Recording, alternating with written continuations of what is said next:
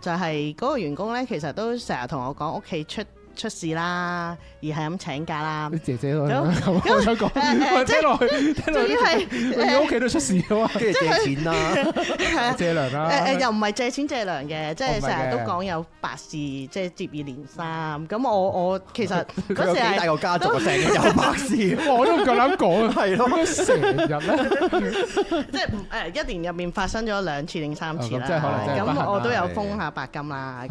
咁後期發覺咧，即係原來即係唔係嘅，即係係咪白事我又唔知啦。咁但係佢仲打緊我工嘅時候，原來佢籌備咗另一間嘅。